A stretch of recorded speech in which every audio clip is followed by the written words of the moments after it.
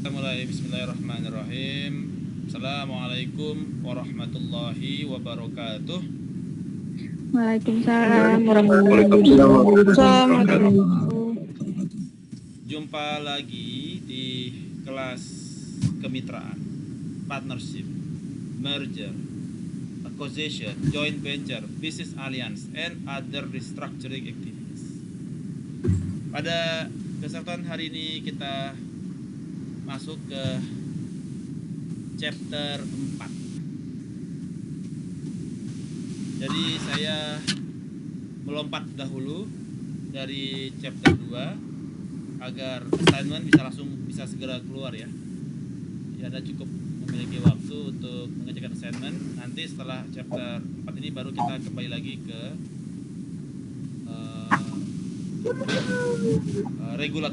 regulatory terkait dengan merger. Jadi kita hari ini akan membahas chapter hari ini kita akan membahas dua chapter sekaligus, yaitu chapter 4 dan chapter 5 serta chapter 6. Oke, 3 chapter terkait dengan. Mohon izin Pak Jerry. Ya. Mohon izin Pak, boleh di-share bahannya Pak di Classroom belum Pak? Sudah saya share. Sudah ya? Tapi di share-nya jam 3.50, belum ke share ya? Bentar ya, coba saya lihat.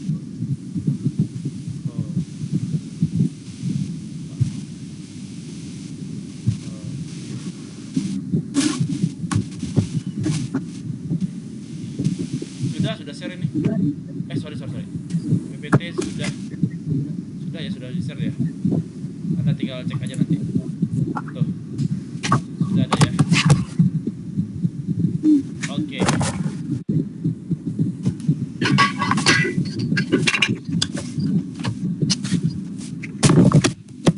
Nah, topik kita terkait 3 chapter, jadi materinya cukup masif ya. Harap di konsentrasi dalam kuliahan.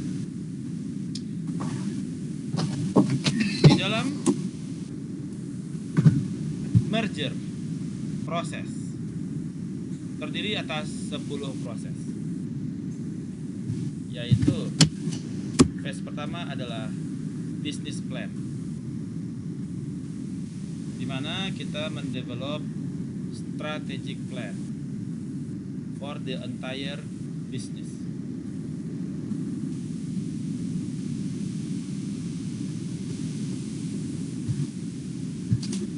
Yang kedua adalah membuat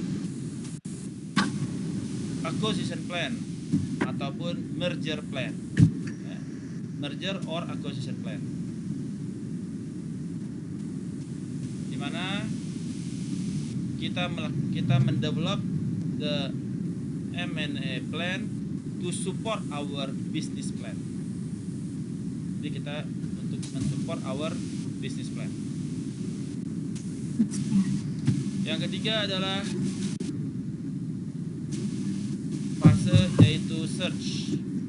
Bagaimana kita actively looking for candidates dari satu industri, misalkan industri health.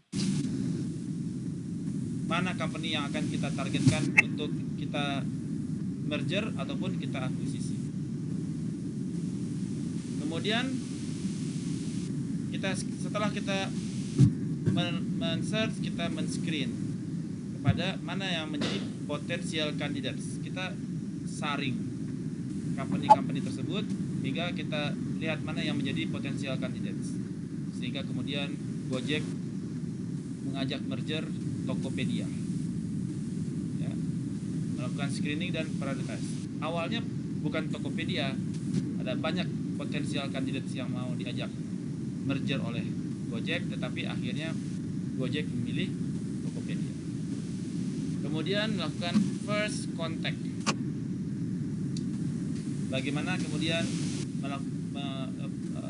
Gojek menginisiat kontak dengan Tokopedia, kemudian melakukan negotiation. Bagaimana Gojek melakukan valuasi pada Tokopedia. Begitu juga dengan Tokopedia, melakukan valuasi terhadap Gojek. Structuring kepada deal-deal yang akan mereka buat, dan perform due diligence untuk memastikan bahwasanya financial statements-nya adalah sudah benar, ya. Dan develop kemudian financing plan untuk rencana merger yang akan dilakukan oleh mereka. Jadi si Gojek butuh financing plan, si Tokopedia juga butuh financing plan. Konsep yang ketujuh adalah integration plan. Mendevelop Gojek dan Tokopedia mendevelop bagaimana mengintegrate, ya, kepada bisnis masing-masing. Bagaimana mereka membangun integrasi plan. Dan yang kedelapan adalah closing. Untuk mendapatkan apa saja approval yang harus dibutuhkan, dari mana saja approval itu harus didapatkan, dan execute the closing. Kemudian yang kesembilan adalah setelah execute the closing, mengintegrasikan antara Gojek dan Tokopedia menjadi Goto dan implement closing integration. Siapa yang pindah ke Goto? Siapa yang pindah dari Tokopedia ke Goto? Ya. So they need to do the integration. And phase ke-10 adalah evaluation. Conducting post-closing evaluation of acquisition or merger. Apakah mergernya berhasil atau gagal atau fail, ya. Nah, tugas Anda nanti adalah untuk assignment pertama Anda adalah assignment individu, ya, melakukan search actively for acquisition candidate. Saya akan membagi kepada 63 industri. Satu kelas kita berapa orang, ya? 32, Pak. Oke, saya akan bagi 32 industri. Masing-masing pegang industrinya masing-masing untuk Anda melakukan search for candidate untuk dilakukan merger ataupun acquisition ataupun business alliance ataupun joint venture dan sebagainya. So saya akan membagi kepada 32 industri untuk Anda lakukan searching, kemudian screening untuk potensial candidates.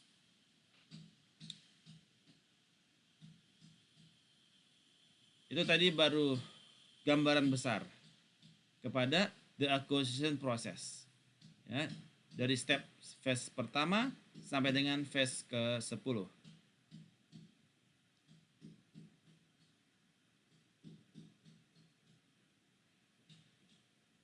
Kita akan bahas detail dari masing-masing fase. Fase yang pertama adalah membuat business plan.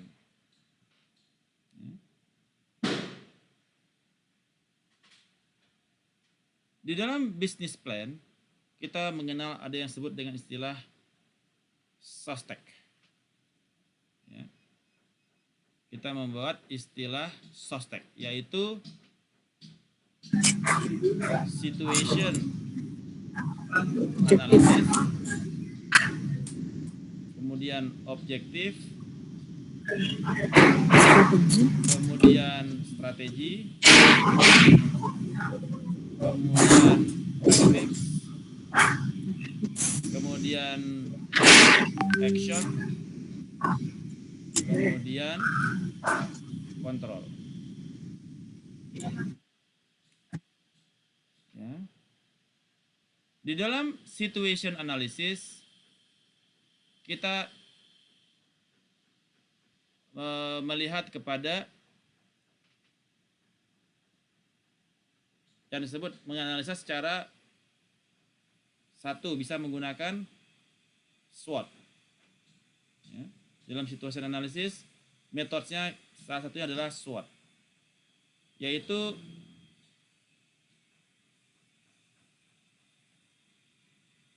melihat strength and weakness secara internal environment kepada company kita, dan opportunity and threat secara eksternal.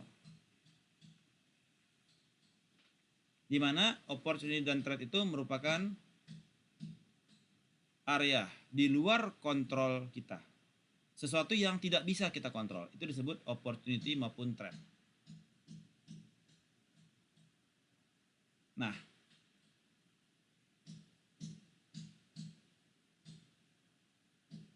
di dalam situation ini kita melihat secara eksternal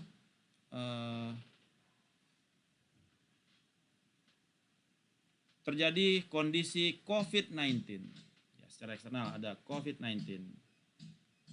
Ada terjadi resesi. Ya. Terjadi COVID-19, terjadi resesi, terjadi inflasi, terjadi BBM yang naik. So this is external environment. Kita membaca situasi terlebih dahulu.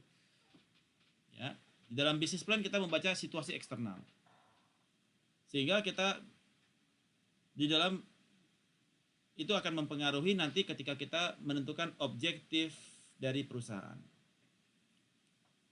Secara internal kita juga mempelajari apa yang menjadi strength dan weakness kita. Ya. Apakah secara finansial kita bagus, secara human resource kita bagus, ya, mana yang menjadi strength kita secara internal. Apakah kita memiliki capacity yang bagus, core kompetensi yang bagus di dalam internal.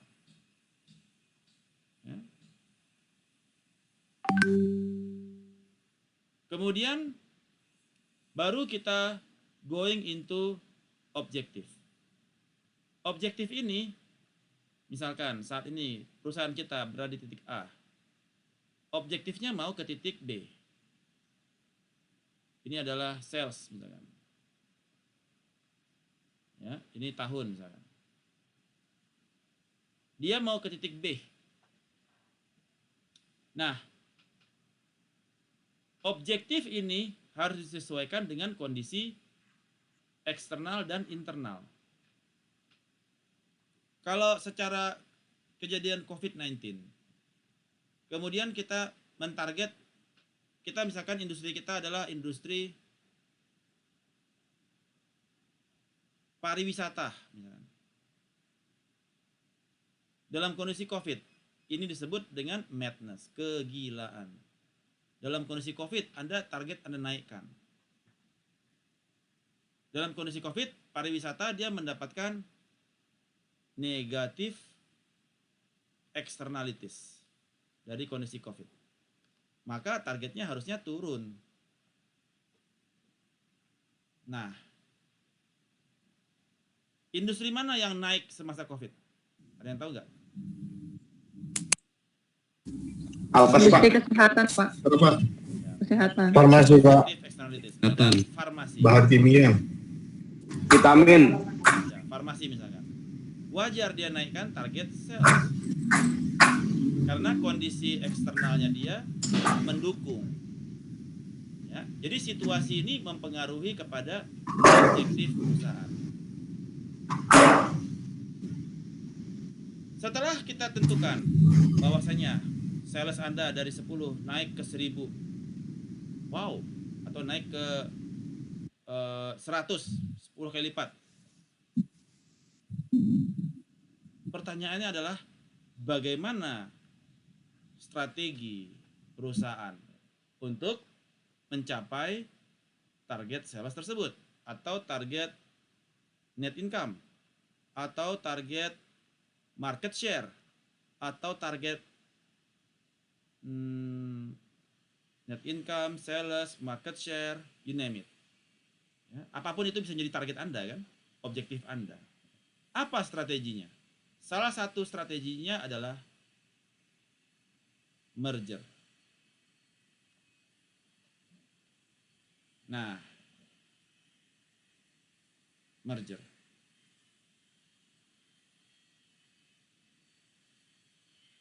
Untuk menentukan merger, apa yang perlu kita lakukan? Untuk menentukan kepada siapa kita akan merger, apa yang perlu kita lakukan? Anda yang bisa jawab? Untuk menentukan siapa Survei, Pak. company. Ya, survei. Surveinya bagaimana? Survei apa? Ya, mungkin visi misinya Pak, yang atau bisnisnya yang sejalan dengan perusahaan kita Pak. Jadinya masih ada harapan untuk bisa sejalan gitu Pak, Yang bisnisnya paling Pak. penting apa? Market Target. share, Pak. Apa? Bisnis plan Pak. Bisnis plan Pak. Ini kan bisnis plan. Ini kita di dalam bisnis plan ini bagaimana kita menentukan company. Bagaimana planning Anda, bagaimana cara Anda menentukan company untuk Anda ajak merger. Financial performance, Pak. Kita Ya, cek dulu. betul sekali. Kita harus melihat apakah mereka secara financial performance-nya bagus. Bagaimana cara Anda menseleksi company yang financial performance-nya bagus? Dari indikator Laporan keuangan. Dari laporan keuangannya, dari financial statement-nya ya. Jadi Anda membandingkan rasio keuangan. Jadi kalau misalkan Anda itu ada di, jadi kalau Anda misalkan ada rasio keuangan, ada 5 rasio keuangan. Ada liquidity ratio, coverage ratio, ya. Kemudian profitability, profitability ratio, kemudian solvability ratio, kemudian ya ada 5 satu lagi. Nah, ini tidak cukup dari 1 tahun. Anda harus membacanya minimal 2 tahun. Bagaimana perkembangan dari rasio dari perusahaan tersebut. Nah, salah satu metodenya adalah melakukan yang disebut dengan klasterisasi segmentasi terhadap financial rasio keuangan perusahaan. Misalkan ini ada debt to equity ratio, ini net profit margin, ini adalah return on asset. Ya, di sini 0, di sini misalkan 0 sampai 2 ya. Terus ini sampai 5 misalkan, ini sampai 5. Di mana posisinya? Misalkan dia posisinya DR-nya di sini, di sini, di sini, di sini. Jadi dia itu di sini ya posisinya ya. Nah, ada lagi yang posisinya di sini. Ya. Dan sini. Sehingga didapatkan klaster-klaster perusahaan. Nah, ada perusahaan yang di klaster paling bagus A, B bagus aja, A bagus banget, C sedang, D jelek, E jelek banget. Ini di tahun pertama. Kita harus melakukan analisa 2 tahun. Dari yang kemarin dia di B, sekarang dia naik ke A. C naik ke B. Atau yang, jadi kita melihat changes dari financial ratio performance perusahaan tersebut. Jadi nanti tugas Anda adalah dari industri yang Anda ditentukan kepada Anda, atau Anda boleh pilih sendiri industrinya boleh pilih. Anda melihat minimal 3 rasio. 3 rasio keuangan, bisa debt to equity ratio, NPM, ROA, ya. Kemudian Anda lakukan clustering dari laporan keuangan 2 tahun 2019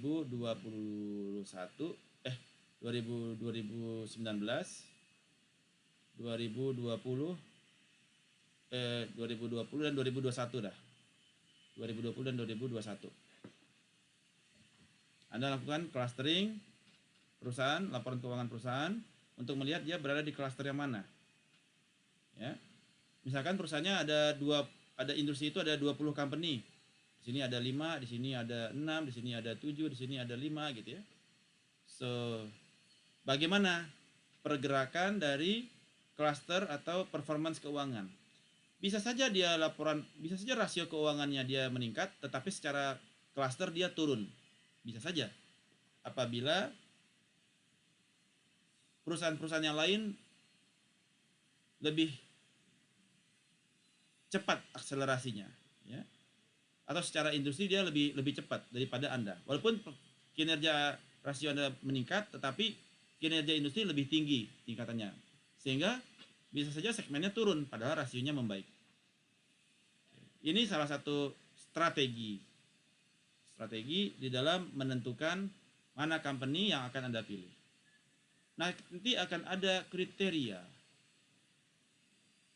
Kriterianya adalah misalkan company itu secara dia naik atau dia stay di A level atau stay di B dan atau dia naik. Nanti akan Anda tentukan kriterianya bagaimana untuk menentukan company mana yang menurut Anda layak untuk Anda ajak merger. Sampai di sini. Ada pertanyaan?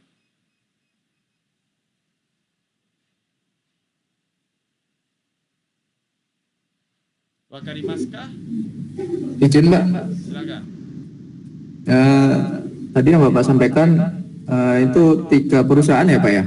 Kita pilih 3 perusahaan. Satu industri bisa saja 50 perusahaan. Oke. Yang kita pilih nanti dari satu industri itu berapa perusahaan Pak? Satu aja. Satu aja ya? Ya. Untuk Anda ajak merger. Oke. Misalkan Anda dari industri yang mana gitu kan? Kayak Goto dari industri Gojek dari industri transportasi kan dia kan? Kemudian dia mengajak Tokopedia dari sisi marketplace. Kan berbeda industri. Nah, kayak gitu. Oke. Kemudian bagaimana Anda mengerjakannya? Menggunakan SPSS.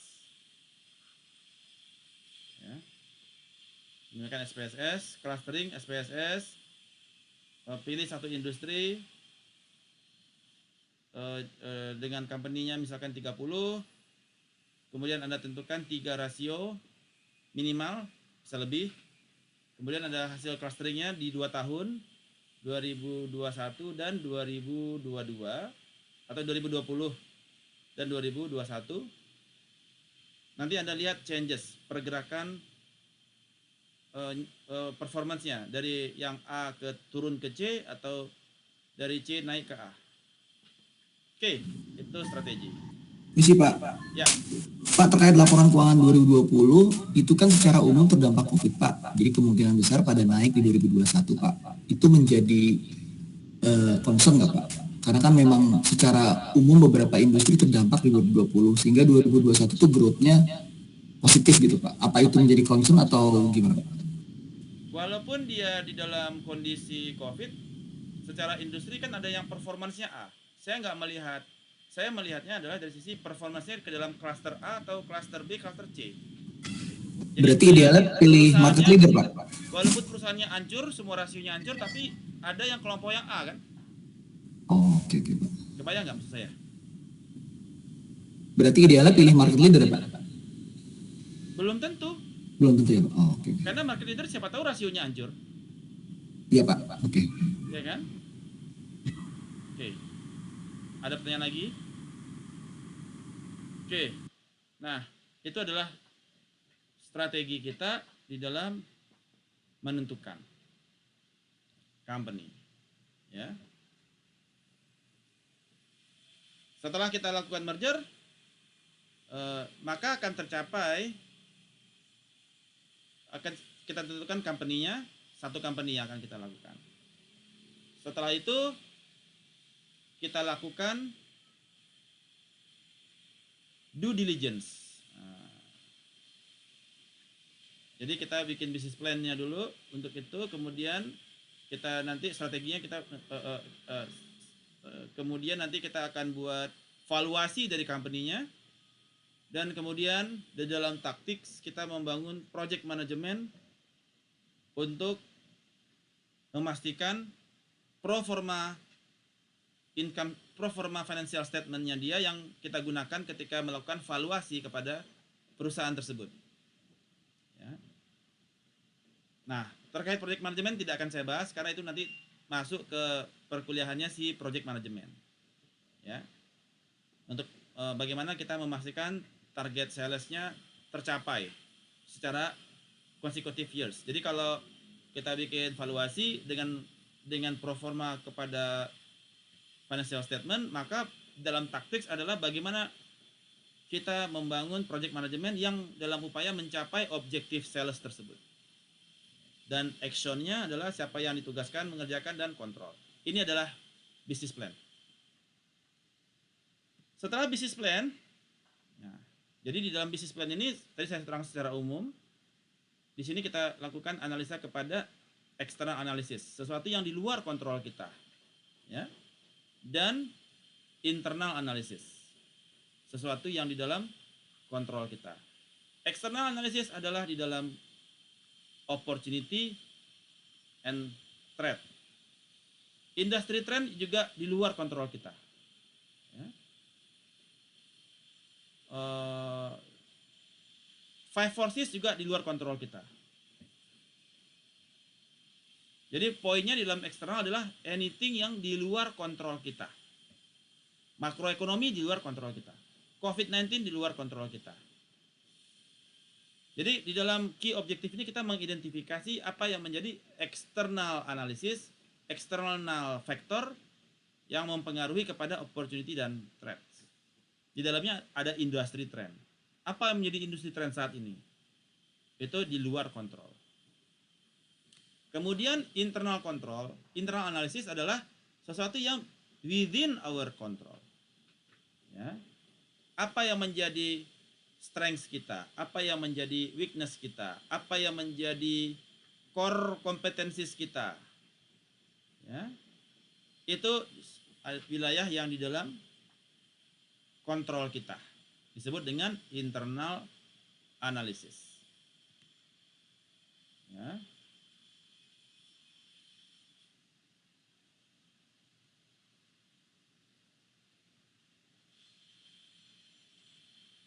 Dan salah satu strategi di dalam business plan tersebut adalah, jadi setelah di dalam business plan itu kan ada tadi yang sostek, ada situation, kemudian dari situation tersebut kita tentukan objektif, target salesnya Anda mau naik jadi berapa, dan strategi. Untuk mencapai target sales ini maka dibutuhkan apa? Cost leadership, atau differentiation, atau focus leadership, atau focus differentiation, atau kombinasi antara leadership dan differentiation. Implementasinya bisa merger, bisa acquisition. Ini akan menjadi isu kita. Bisa juga dengan alliance, joint venture, partnership, licensing. Ya. Inilah yang menjadi alternatif strategi di dalam implementasinya.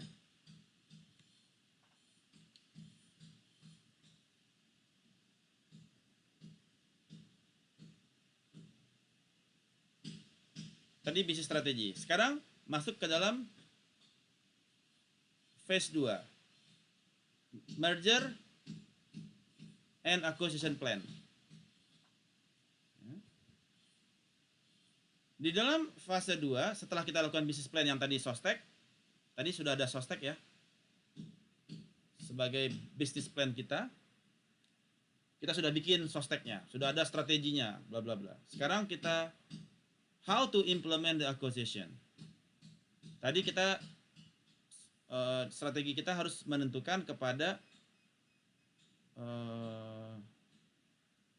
bagaimana, tujuannya adalah bagaimana perusahaan yang mau kita akuisisi atau dengan merger dengan kita bisa membantu kita di dalam mencapai target objektif di dalam sostek. Objektif plannya adalah kegiatan merger ini ya mengenable perusahaan A untuk better realize its vision and mission and business plan objectives. Ya, dengan cara mengakuisisi perusahaan B. Misalkan POSCO dan Krakatau Steel. Ya. Dalam rangka meningkatkan sales dari Krakatau atau dalam rangka meningkatkan market share dari Krakatau, POSCO dan POSCO mereka bersepakat melakukan merger membentuk Krakatau POSCO. Sementara Krakatau masih ada, POSCO masih ada. POSCO di Korea Selatan, Krakatau di Cilegon. Kemudian mereka membentuk satu company baru disebut dengan Krakatau POSCO. Yang tujuannya untuk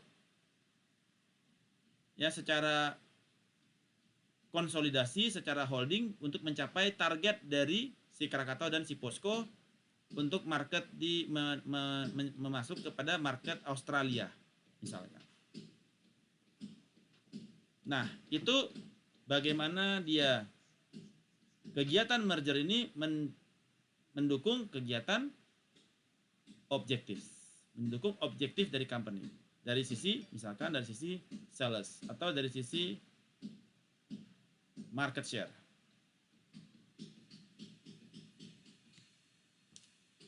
Nah,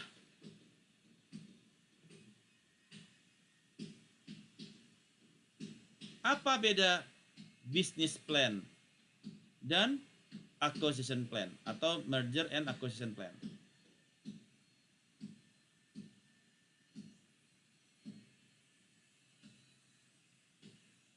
Secara finansial, business plan adalah secara finansial, misalkan untuk achieve rate of return, ya sekitar 20%. Ya. Kalau acquisition plan, the target firm, perusahaan target harus memberikan return on asset misalkan X%. Jadi ini acquisition plan ditujukan kepada target firm.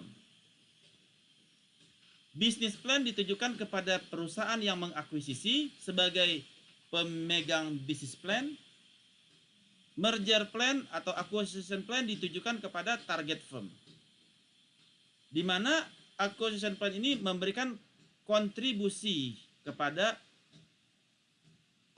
pencapaian objektif dari perusahaan yang mengakuisisi.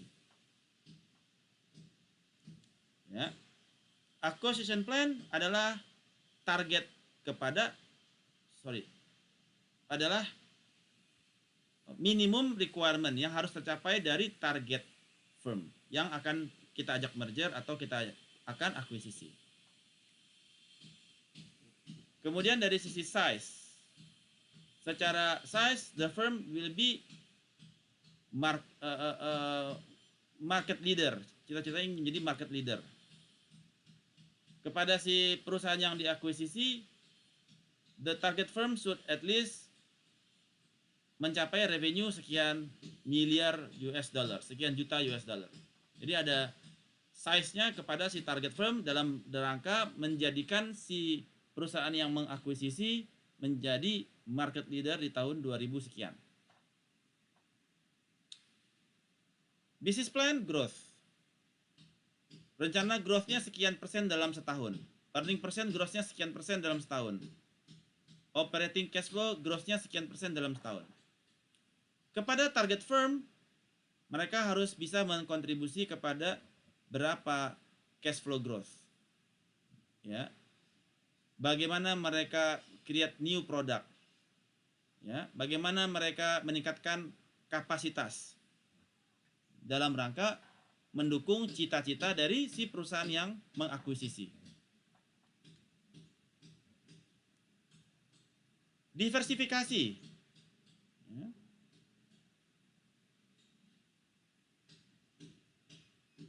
The firm will reduce earning variability. Misalkan dia turunkan variability-nya. Dari sisi target firm, the target firm earning should be largely uncorrelated. Nah, uncorrelated berarti kalau dia uncorrelated berarti dia nggak nyambung nih antara perusahaan ini dengan perusahaan yang diakuisisi dengan yang mengakuisisi. Seperti juga Gojek dan Tokopedia, mereka kan uncorrelated, ya. Nah, itu juga memberikan sebagai anak perusahaan yang sifatnya dia uncorrelated. Subsidiaries yang uncorrelated sebagai holdings. Kemudian dan seterusnya, secara flexibility, secara quality, secara service, secara cost, innovation, bagaimana pencapaian atau acquisition plan terhadap target firm berkontribusi kepada pencapaian business plan objektif. Itu yang membedakan antara business plan dan merger and acquisition plan. Sampai di sini. Wakarimaskah? Kalau sedikit mengerti, Sukoshi wakarimas. 100% mengerti. Ini Pak Jerry. Ya, silakan. Yang di slide ini untuk finansial pada saat yang business plan kemudian diakuisisi kan finansial kan size, growth, dan diversifikasi. Kalau aset nggak masuk Pak ya dengan kita akuisisi ada peningkatan aset. Bisa saja, itu kan di dalam finansial. Bahwasanya di dalam business plan objektif untuk finansial terjadi peningkatan aset. Ya kan? Sekian persen. Atau return on asset sekian persen. Maka kepada si target firm dia harus bisa memberikan return on asset sekian persen sebagai kontribusi untuk pencapaian target objektifnya si perusahaan yang mengakuisisi, the acquiring company. Kebayang? Ya, baik Pak Jerry. Oke, Pak Arino. Ada pertanyaan yang lain? Sukoshi wakarimas Izin- atau Zenbu atau izin, kalau Pak. ya silakan. Pak, berarti dua tabel ini tuh sebenarnya cara untuk menjawab tugas ya Pak. Business plan ini kan tadi yang dibuat di depan, terus yang di kanannya business plan ini adalah kriteria yang kita tentukan secara finansial atas rating yang sudah kita lakukan gini ya Pak ya. Ini nggak ada hubungan dengan tugas. Oh ya oke. Tugas Soalnya Anda kan adalah melakukan searching kepada companies dan menentukan company mana yang menurut Anda terbaik untuk Anda lakukan merger maupun akuisisi. kalau terkait dengan financial ratio itu kan yang diakuisisi di kotak pertama kan ditentukan bahwa target harus sekian sekian sekian. Itu menentukannya itu kan harus mengikuti dari business plan objektifnya ya Pak ya. Kalau dia 20 pasti cari yang ratingnya di atas 20 gitu ya Pak. Betul, Oh, oke Pak. pastinya. Kalau di bawah artinya gendong dong si company yang mengakuiring. Benar nggak? Oh iya Pak, baik. Ya Pak. Pastinya Makasih, harus Pak. lebih bagus. Jadi sehingga dia kebantu untuk pencapaian objektifnya dia di perusahaan yang mengakuisisi. Oke. Nah, Pak Jerry, ya, oh boleh nanya slide ke belakangnya nggak Pak? Tadi soal yang internal eksternal. Kayaknya kalau nggak salah tadi Bapak menjelaskan yang soal misalnya supply chain, supplier itu masuk ke eksternal. Itu saya ingat tadi kayak ada semacam soal itu di pretest. Apakah tidak itu masuk hal yang internal ya Pak? Karena misalnya supplier dan lain-lain itu kan sesuatu yang bisa dipilih oleh perusahaan itu sendiri. Maksudnya kalau si supplier terlalu mahal, tidak sesuai budget, bisa berganti yang lain gitu Pak? oke. Jadi di dalam five forces ada lima poin. Pertama adalah bargaining power of buyer. Yang kedua, bargaining power of supplier. Yang ketiga adalah product substitute. Dan keempat adalah entry barrier. Di tengahnya adalah rivalry among competitor. Oke. Kapan bargaining power of buyer tinggi? Kapan ya? Kalian tahu nggak?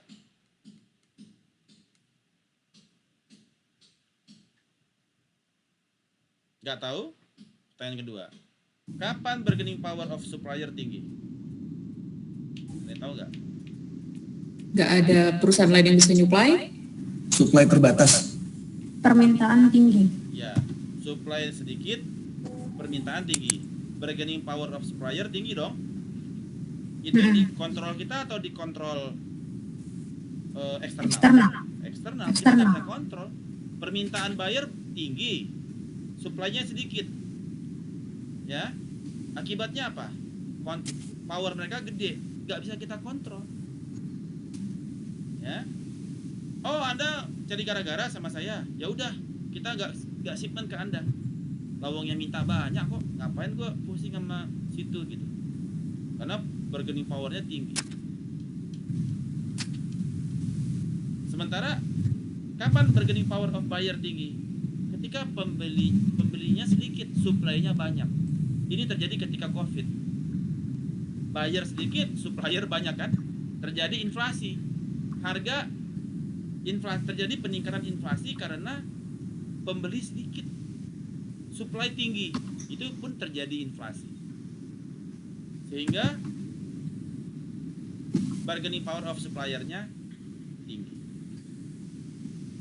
Ada lagi produk substitute. Ada produk A, banyak produk yang bisa mensubstitusi produk tersebut. Tolong yang itu suaranya echo. Kemudian entry barrier, regulasi pemerintah. Yang ada regulasi yang mempersulit orang untuk masuk dari luar, ada yang mempergampang.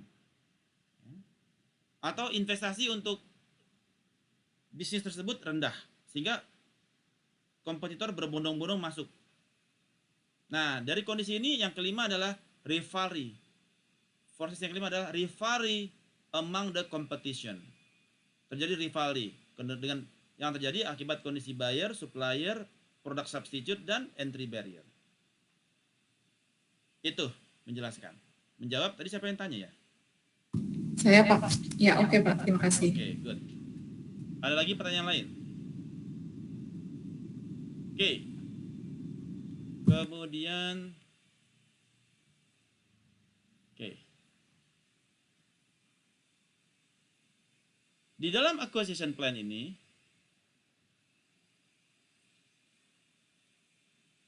kita harus jelas, define. Ya. Activity completion dates, deliverables. Nah, ini masuk ke dalam project management. Jadi nanti Anda membuat project manajemennya. Sebentar, saya buka dulu sedikit. Project management, project. Nah, ini Anda akan pelajari ini nanti di kelas manajemen project. Oke. Jadi ketika Anda menetapkan acquisition plan, Anda harus membuat tuh di sini nih manajemen proyeknya, membuat Gantt chart-nya. Ya. Gantt chart terhadap untuk terjadi merger tersebut ada Gantt chart-nya, mulai dari cek ini, cek itu, cek ini, cek itu, activity-nya apa saja, completion date-nya apa saja, deliverable-nya apa saja. Ya. Kemudian juga project management untuk mencapai objektif Anda. Jadi kalau company-nya itu kita bikin campaign A, campaign B, campaign C, nanti Anda maka akan berpengaruh kepada objektif Anda. Objektif perusahaan dari A menuju ke B. Anda harus buat kontribusinya dia, sales-nya tercapai apa enggak. Anda buat tuh project manajemennya. Tapi ini tugas untuk kelas project management. Ya. Timetable-nya harus jelas. Oke. Nah, di sini ada timetable-nya, apa saja yang untuk mencapai target yang ditetapkan itu, apa saja target task-nya, task name-nya apa, durasinya berapa lama, start kapan, finish kapan. Ya, ini siapa yang sebelumnya, resource-nya siapa yang mengerjakan, apalagi Anda mau tambah biayanya, orangnya, segala macam. Nah, jadi sehingga ini Anda bisa convince bahwasanya perusahaan yang Anda akuisisi atau perusahaan yang Anda ajak alians mengkontribusi kepada pencapaian target perusahaan, objektif perusahaan di tahun tersebut.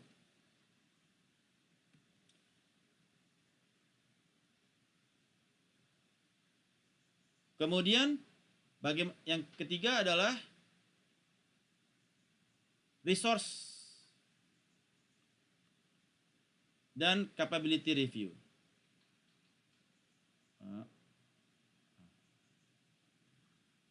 Jadi determine the size of acquisition, ya, cash flow-nya berapa nih perusahaan, ya, purchase price-nya berapa, price earning ratio-nya berapa, sales-nya berapa, dan mengakses kepada internal management, ya, capabilities. Jadi kita harus dalam membuat acquisition plan ini, kita harus mendetermin kira-kira berapa nih, apa nih yang menjadi fitur perusahaan, apa yang menjadi capacity perusahaan tersebut. Apakah dia bisa sesuai dengan membantu kita mencapai cita-cita kita, cita-cita objektif. Kemudian apa yang menjadi manajemen preference, ya, apa yang menjadi preference dari senior manajemen mereka, ya. Misalkan mereka prefer asset purchase atau stock purchase, ya. Kalau stock berarti capital asset pricing model, ya. Financingnya mereka mau apa? Financingnya secara stock atau secara debt. Kalau debt berarti cost of debt. Kalau CAPM berarti cost of equity. Atau mereka maunya cash only. Nah, apakah mereka pengennya controlling interest dan sebagainya. Jadi apa yang menjadi manajemen preference dari perusahaan yang akan kita, dari target firm. Kemudian baru kita search. Manajemen preference adalah perusahaan kita prefernya, kita financingnya mau pakai apa nih? Stock atau debt? Apakah kita mau kejar controlling interest di si Goto atau kita non controlling interest? Ya. Kemudian baru kita membuat search plan di dalam industri. Nah, ini yang menjadi tugas Anda. Anda diminta untuk search plan, ya, di dalam industri. Di mana di dalam industri tersebut datanya Anda dapatkan dari data IDX. Ya, saya buka di sini data IDX, ya, di www.idx.co.id. Nanti Anda bisa cek.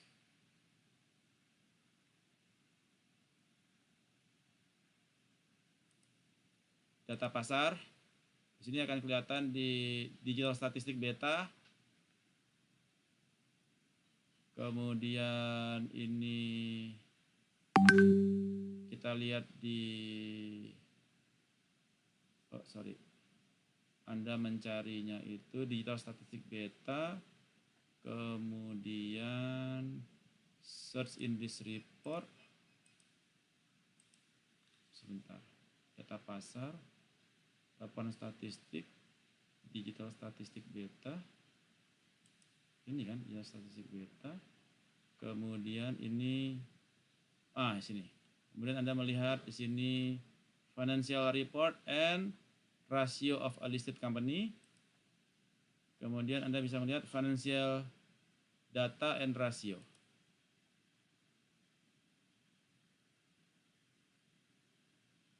Oke, di financial data and ratio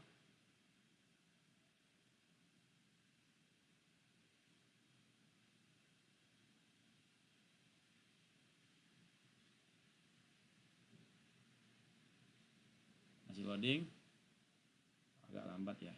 Oh, apa gara-gara saya buka project management ya, manajemen Microsoft Project. Tunggu dulu aja. Nah, masih loading. Sambil dia loading, kita teruskan dulu. Oh, you can wait. Ini dihapus dulu.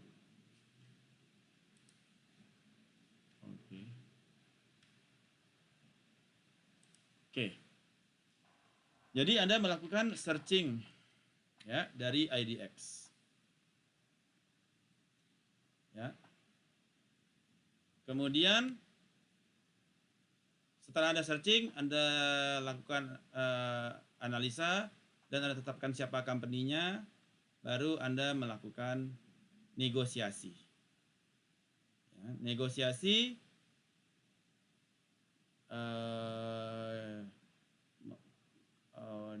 point of contact dengan companies, ya. Start with the assessment of the needs of parties involved. Ya, jadi apa yang menjadi needs mereka? Seperti Bank Bukopin.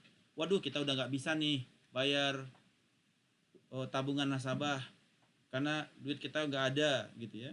Jadi kita start with the needs.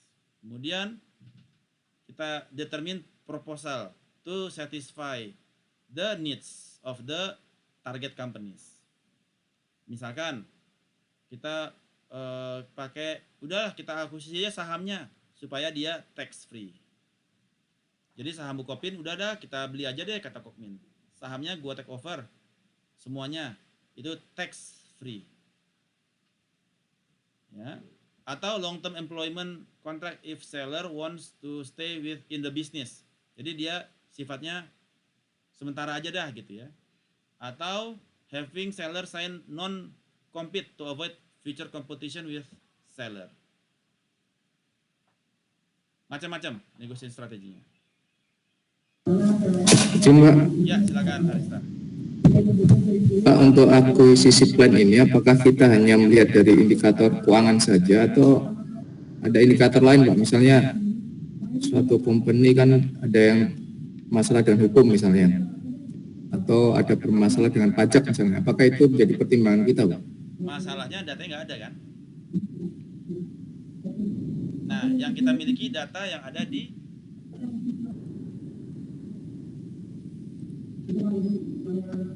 BI, ya IDX.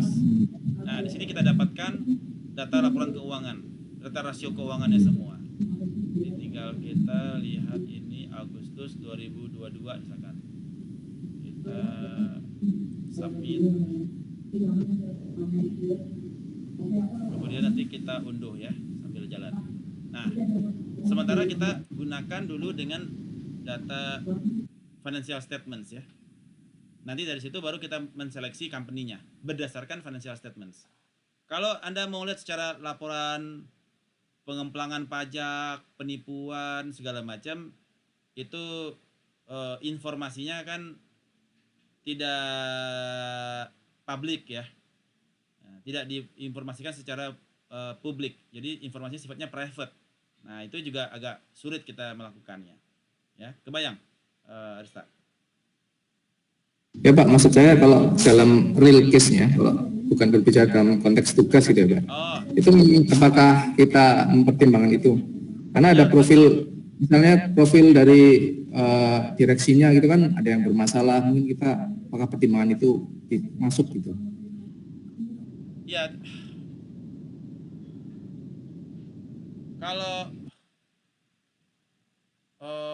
secara tujuan kita masuk kan memang ingin melakukan akuisisi misalkan, artinya mereka under kita kan, jadi kita tujuannya untuk kita memang mencari perusahaan yang bermasalah sebetulnya.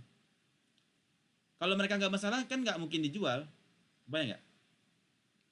Ada perusahaan yang bermasalah, tapi apabila permasalahannya masih within your control, bahwasanya Anda bisa memperbaiki kinerja perusahaan tersebut, go. Tapi kalau udah di luar kontrol Anda dan agak sulit untuk memperbaiki kinerja perusahaan tersebut, jangan masuk. Ya. Jadi salah satu paket di dalam akuisisi ini adalah ya ada paketnya ini perusahaan lagi ada masalah dengan PKPU, masalah dengan sita jaminannya masih hak tanggungan di bank yang masih proses dan sebagainya. So it is one package. Ya. As long as you think Anda masih bisa handle dan Anda bisa selesaikan, go. Kalau harganya cocok. Bid price-nya bagus. Kebayang, Arista? Bayang Pak. Oke, good. Kemudian Berarti ini ya, izin Pak. Berarti analisa kita kalau real case-nya itu benar-benar komprehensif Pak ya? ya, Tidak hanya sebatas rasio keuangan saja gitu. tidak. Secara itu komprehensif sampai kita melihat ini lagi ada masalah di pengadilan terkait apa aja, hukum perdatanya apa, yang lagi perdata apa saja yang berjalan. Dan itu Ya. ujungnya apa? Menentukan kepada initial offering price. Ya itu. Ya. Jadi nanti untuk UTS Anda menghitung offering price kepada company. Ini untuk UTS ya. Nah, jadi Anda membuat proforma financial statements, membuat proforma cash flow, menghitung present value, ya, dibagi dengan jumlah stocks untuk Anda dapatkan berapakah, dan Anda diskon dengan CAPM kalau pakai stocks, atau Anda diskon dengan cost of capital, cost of debt kalau pakai equity, pakai debt, untuk mendapatkan berapa enterprise value. Halo Pak Jerry, Yes. izin Pak, Ya, Arun. dengan Arif Pak. Oke, Arif. Pak, menurut Bapak, pandangan Bapak, kalau kita mau mengakuisisi satu perusahaan, itu faktor yang paling mudah saja, menurut pandangan Bapak ya, itu dari segi apa Pak yang kita bisa lihat, oh ini berarti ini layak nih kita ini. Dari, kan ada beberapa faktor juga.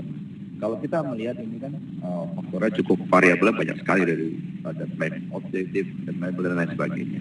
Kalau menurut pandangan Bapak yang simple saja, saya bilang, oh ini boleh nih saya layak akuisisi. Itu kira-kira seperti apa Pak? Secara real, kira-kira bagaimana? Kalau clusteringnya dia naik dari B ke A, itu aja. Nah itu dilihat dari segi apa Pak? Kan banyak faktor ya, kalau menurut saya gitu.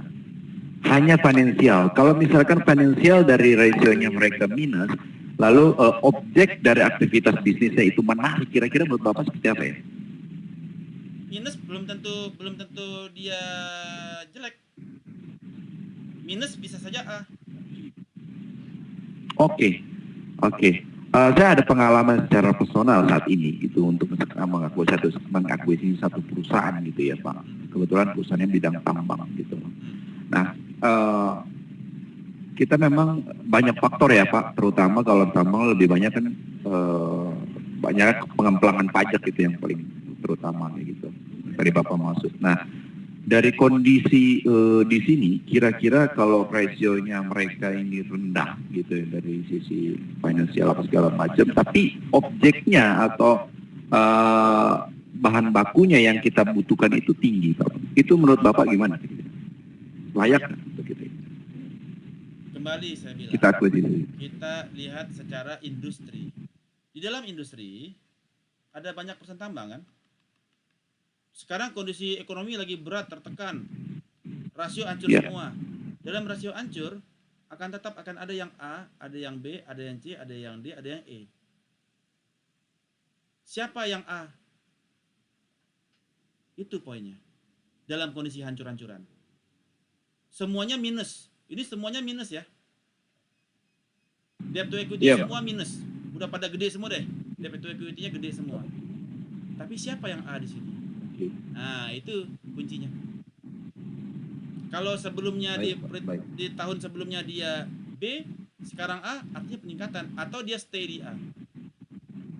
Mungkin dia perusahaannya ancur-ancuran, pariwisatanya ancur-ancuran, atau dia lagi waskita karya lagi ancur-ancuran. Tetapi secara segmennya dia di mana sekarang? Di A apa di D? Kalau dia di E, forget about it. Iya kan? Jadi kita mencari perusahaan apa istilahnya berlian di dalam lumpur. Semua lumpur nih Pak, tapi kita cari berliannya. Kebayang Pak Arun? Baik Pak. Terbayang Pak. Jadi artinya menurut Bapak ini tidak dilihat seluruh variabel yang tadi Bapak jelaskan, tetapi beberapa poin saja pun cukup. Misalkan ini kan yang saya maksud adalah secara sederhana ya Pak ya, menurut pandangan dari Bapak seperti itu. Saya rasa oke. Oke, good. Any other question? Oke. Nah, setelah itu kita tentukan. Izin Pak.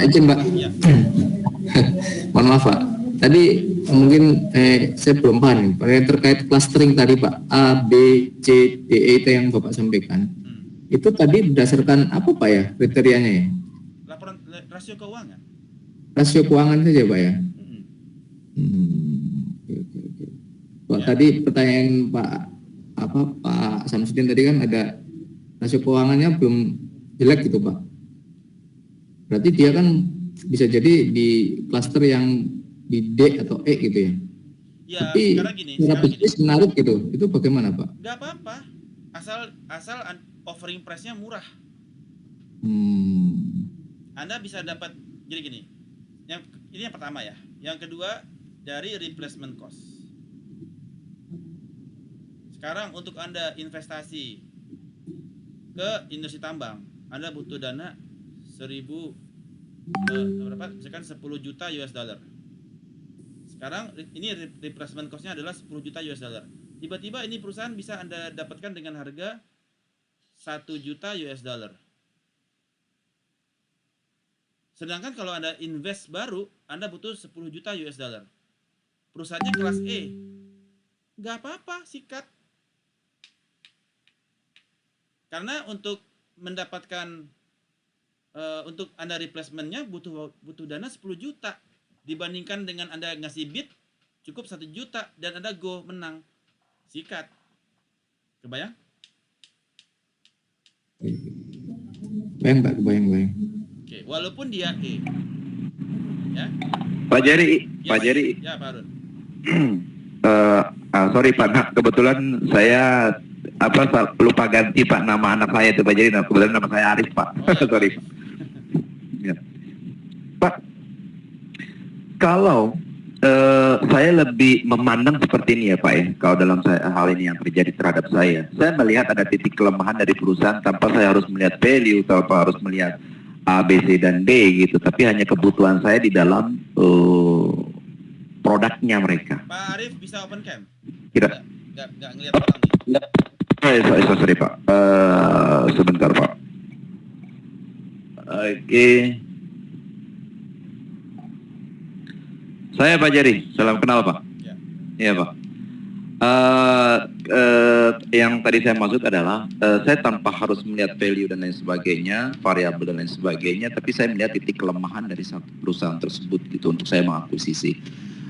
Kira-kira menurut pandangan Bapak ya, karena saya kan belum melihat mengukur sejauh mana nanti saya bisa mampu untuk produksinya gitu.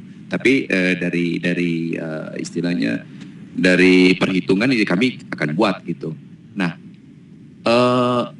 langkah-langkah ini kira-kira secara pandangan ekonomi seperti apa Pak? Atau secara dari market kira-kira menurut Bapak? Maksudnya pertanyaannya apa nih? Kalau andai kata saya hanya melihat dari sisi kelemahan perusahaan tersebut. Contoh saya misalkan saat ini ada banyak hutang, dia tidak mampu lagi kerja karena mungkin dia udah tidak dipercaya lagi dengan si buyernya misalkan seperti itu. Jadi memanfaatkan hal-hal seperti itu gitu Pak, tanpa harus melihat value dan lain sebagainya lah. Kira-kira menurut Bapak seperti apa? Nggak bisa kayak gitu. Kita harus melihatnya secara paket utuh. Jadi sekarang dia punya utang. Oke, dikurangin utangnya. Ya kan? Jadi ini offering price, karena gue harus ngelunasin hutang lu, gue kurangin hutang lu ya. Jadi gue offering price-nya turun lagi. Jadi semuanya berkontribusi kepada offering price. Jadi offering price ini menggambarkan kondisi baik benefit yang Anda dapatkan, profit yang Anda dapatkan dari company maupun loss-nya ya. Ada benefit dan juga ada hutangnya dia. Jadi ini sudah komprehensif tergambar di dalam offering price. Makanya dibutuhkan due diligence untuk memastikan berapa sebenarnya hutang dia. Jangan sampai setelah Anda beli ternyata utangnya segudang gitu ya. Nah, jadi di sini maka due diligence wajib dilakukan oleh accounting untuk memastikan laporan keuangannya valid dan dia melakukan sanity check. Semua variabel harus dicek. Jangan sampai terjadi kayak kasusnya Enron. Laporan keuangan yang dibuat oleh akuntan publik ternyata abal-abalan. Dibayar oleh perusahaan agar untuk window dressing bagi para buyernya. Kebayang, Arif? Siap Pak, kebayang. Thank you. Oke, good. Penting juga Felix. Oke, thank you Pak. Lanjut Pak. Oke, jadi kita tadi sudah tentukan determine the offering price, ya. Kemudian selanjutnya bagaimana kita menentukan financing plan? How will you pay for the acquisition? Bagaimana Anda bayar? Apakah Anda menggunakan equity, stock purchase? Apakah Anda menggunakan debt, Anda hutang dengan bank? Ya. Atau weighted average cost of capital, mengkombinasi antara hutang dan equity. Nah, ini akan kita di dalam financing plan Anda bagaimana nanti untuk rencana akuisisi atau merger ini. Kemudian baru masuk kepada integration plan. Ya. Bagaimana kita retain pegawai di sana, ya. Kita retain key people, bagaimana kita menciptakan sinergi. Untuk mengetahui dia sinergi atau tidak, 1 tambah 1 bukan 2, tetapi 5. Nah, kalau 1 tambah 1 sama dengan 2, nggak usah merger atau nggak usah akuisisi. Ya, 1 tambah 1 sama dengan 2, ya nggak usah juga, nggak usah akuisisi juga segitu gitu loh. Kemudian di dalam integration plan, ya, Anda harus juga berpikir bagaimana communication kepada stakeholders, ya, bagaimana kulturs, ya, kultur biasanya beda-beda nih, perusahaan Jepang, perusahaan Korea, perusahaan Indonesia, perusahaan China, beda kultur. Bagaimana melakukan integrasi kultur di dalam perusahaan agar tercipta kultur yang baru yang sesuai dengan ekspektasi company. Dan kemudian berapa investment yang harus dilakukan untuk keep the business operasional. Ini dari sisi integration plan. So, itu terkait sampai dengan fase 2. Ya. Sampai fase 2 ada pertanyaan? Oke, tidak ada pertanyaan. Oke, kita lanjutkan ke fase 3. Oke.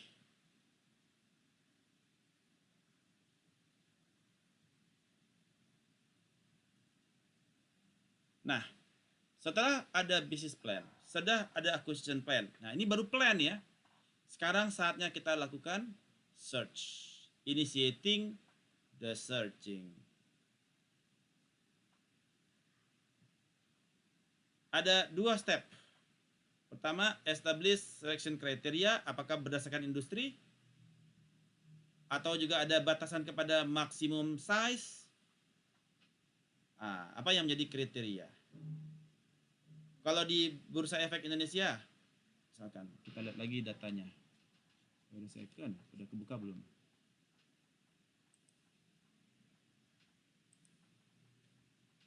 Oh, masih running kah? Oh, oke. Loading. Masih loading, besar sekali datanya. Oke, no worries. Oke. Yang kedua adalah develop searching strategy to identify potential market using database. Ya, kita kebetulan menggunakan BEI ya, Bursa Efek Indonesia atau ADX Data. Oke. Setelah kita lakukan initiating the search, kita screening proses. Ketika kita melakukan the search ini, jadi kita misalkan di dalam industri, misalkan industri kesehatan, industri alat kesehatan ya, Alkes. Ada misalkan 20 company. Kita ada 20 company. Ya, yang mana saya sampaikan tadi, kita dapatkan rasio keuangannya di BEI, ada misalkan ada 3 rasio, kemudian Anda lihat pergerakan klaster mereka dari tahun 2021 ke 2022 misalkan. Sampai periode Agustus berarti ya, Agustus 2021 dan Agustus 2022. Apakah mereka is still in the same cluster di A atau sekarang udah turun ke D company tersebut? Artinya perusahaannya mengalami financial distress. Apakah company tersebut mengalami financial distress? Seperti apa financial distressnya? Nah, ini biasanya mereka secara financially bermasalah. Kita mencari sebaiknya yang secara finansial mereka mungkin mereka bermasalah is okay, kita bisa perbaiki kondisi keuangan mereka, ya. Atau yang mana perusahaan yang mengalami financial distress biasanya dijual lebih murah. That's part of the game. Ya, Anda bisa berikan bid offer yang murah banget gitu. Nah, itu yang menjadi menarik gitu ya. Karena banyak investment companies yang kerjaannya seperti itu. Dia beli perusahaan yang bermasalah, dia benerin, dia jual lagi. Ya. Dia lihat banyak perusahaan yang udah mati suri itu di Purwakarta, di sepanjang jalan Jakarta Bandung, Purwakarta. Mereka lihat pabriknya pada tutup, mereka beli, mereka benahi lagi, hidupin lagi, cariin marketnya lagi, dia benerin lagi, sehingga company-nya bagus lagi, dan dia jual lagi. So ada juga di situ finders, broker dan finders. Ya, broker yang mereka yang mempertemukan antara seller dan buyer. Ya. Oke. Tetapi dalam hal ini kita sudah menentukan company-nya dari IDX. Kemudian kita screening. Setelah kita dapatkan company yang akan kita merger atau kita acquisition, ketika kita sudah dapatkan company-nya, kita screening mana yang A, mana yang B. Ya, kita screening prosesnya, kita melihat dari sisi yang mana yang A, going to yang dan mengalami changes dari A ke B atau A ke A. So kita akan melakukan screening secara financial ratios. Ya. Alternatif lain, ya, adalah kita juga bisa melihat, secara segmen ya, segmennya dari A to A, ataukah B to E. Jadi dia membaik nih perusahaannya. Jadi kita di dalam screening kita bisa menentukan secara segmentasinya dia. Nah, untuk menentukan segmentasi kita menggunakan di dalamnya profitability, misalkan net profit margin, atau degree of leverage, debt to equity ratio, atau juga market share, ya. Atau number of product, jumlah produk. Ini yang menjadi alternatif. Bisa menggunakan 3 rasio, NPM, DER, dan market share. Nah, atau bisa juga 5 rasio, it's your call. Mau pakai berapa rasio pun terserah. Asalkan nanti Anda bisa menentukan dari ada 1, 2, 3, 4, 5 cluster, mana yang cluster A, mana yang cluster B, mana yang cluster C, mana yang cluster D, mana yang cluster E. Ya. Yang A adalah cluster terbaik, B adalah cluster nomor 2 terbaik, C netral, D jelek, E hancur. Ini screening proses di sini. Setelah Anda tentukan company-nya, Anda screen dan Anda tetapkan saya memilih misalkan Sido Muncul. Nah, atau misalkan untuk alat kesehatan misalkan farmasi misalkan Anda pilih misalkan Kalbe Pharma. Nah, Kalbe Pharma ini bagus nih untuk kita akuisisi. Karena dia dari B ke B, tetap di B nih. Masih oke lah gitu ya. B to B. Clusternya masih aman.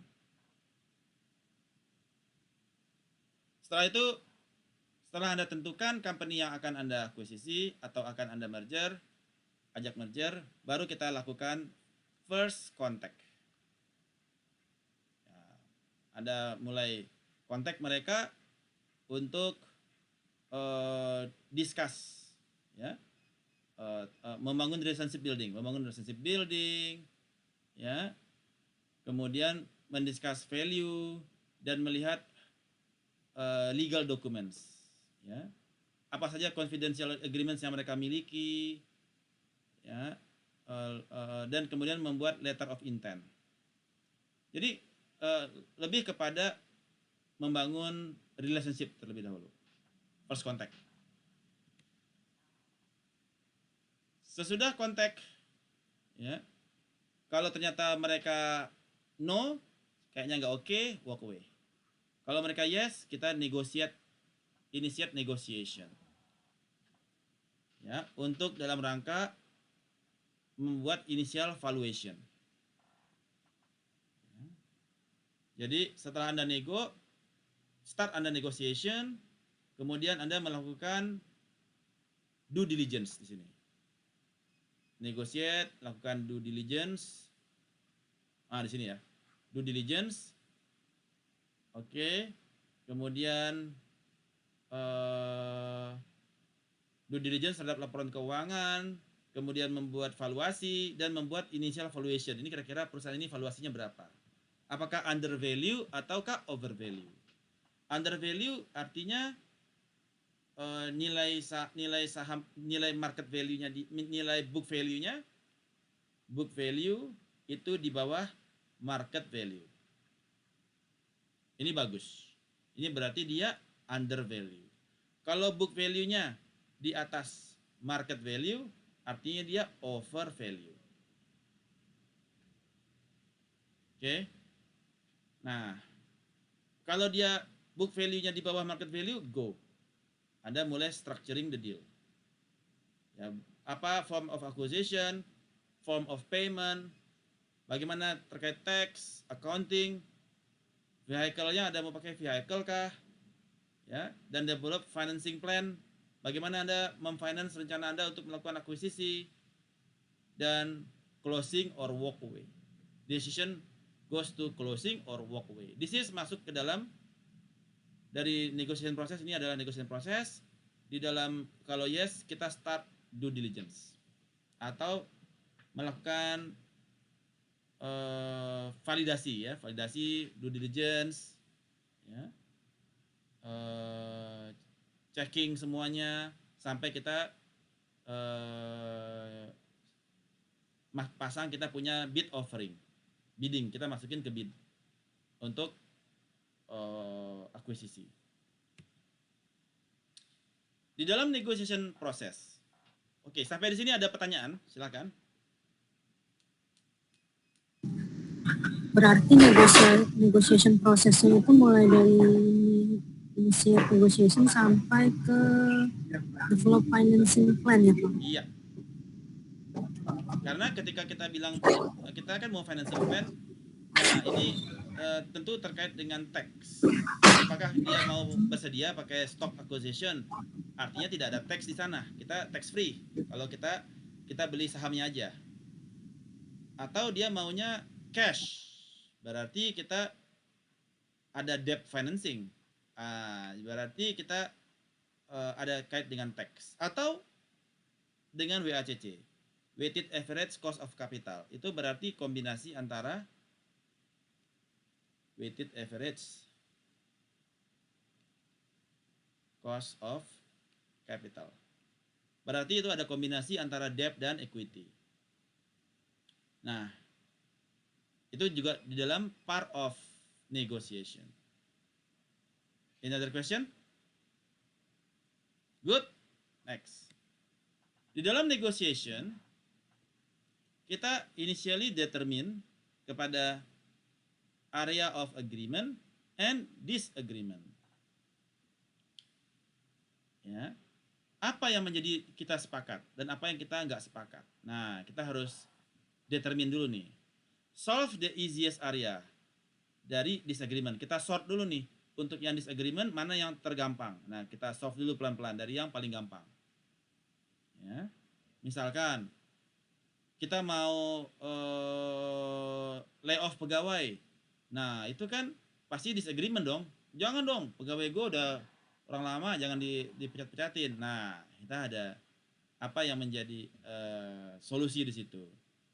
Ya, ataukah ada seleksi masuk ulang kayak KPK gitu kan, ada seleksi masuk ulang lagi, yang nggak lulus seleksi nggak masuk KPK gitu kan. Nah, itu juga ada methods di situ. Kemudian establish and maintain trust through the process. Ya. Di dalam negosiasi ini nanti kita ujungnya adalah refining valuation. Kira-kira berapa tuh valuasi dari perusahaan? Kalau dari laporan keuangan yang lama kita udah bikin kan valuasinya. Dari sisi acquisition plan kita udah bikin nih, dari laporan keuangan kita udah tahu nih valuasinya berapa. Tetapi setelah negosiasi kita lakukan due diligence. Dengan due diligence ini maka kita refine kembali valuasi kita. Bisa aja ada data yang salah, ada data yang nggak lengkap. Ya, ada aset. Dia bilang ada aset. Ternyata asetnya cuma kelihatan kalau siang hari. Kalau malam hari asetnya hilang. Apakah itu? Ada yang tahu nggak kira-kira? Saya ada tebak-tebakan. Ada aset perusahaan. Kalau siang kelihatan, kalau malam nggak kelihatan. Apakah itu? Yang bisa jawab saya kasih tambahan 5 poin di nilai post test.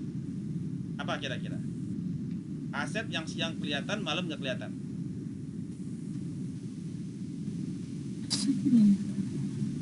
Nyerah? Nyerah? Inventory, Pak. Salah. Inventory kata Piutang. Kabel surya, Pak. piutang kelihatan dong siang malam. Ya, kelihatan. Apa lagi? Bintang, Pak. Apa? Nyerah? Bintang. Oh, bintang. Masa bintang jadi aset? Aduh. Oke, saya kasih tahu ya. Apakah aset yang siang kelihatan, malam hilang? Yaitu ya, asetnya berupa tanah di pinggir pantai. Ini terjadi ya teman-teman ya. Jadi kalau siang tanahnya ada tuh, tanah kita nih Pak, luas Pak, di pantai. Begitu malam air pasang, hilang tuh tanah. Gak ada lagi tanahnya, hilang, semua jadi laut. It happens, ya. Nah, kayak misalkan di Kepulauan Jemaja, dia ada tanah di Kepulauan Jemaja di Natuna. Kalau siang di sepanjang garis pantai itu tanah dia tuh. Nah, ini tanah saya Pak. Ada usaha untuk bikin ganggang laut di sini, ganggang laut. Tanah saya di sini Pak, luasnya kira-kira 3.000 meter. Kelihatannya kalau siang hari. Kalau malam hari air pasang sampai sini Pak. Nah, udah hilang tuh tanah. Gak kelihatan pantainya. Nah, itu yang bermasalah ya. Jadi ini yang dilakukan due diligence untuk melihat aset-aset yang aneh-aneh kayak begini. Wah, ini nggak bisa masukin ke aset Pak. Masa asetnya cuma ada siang hari, malam nggak ada gitu ya.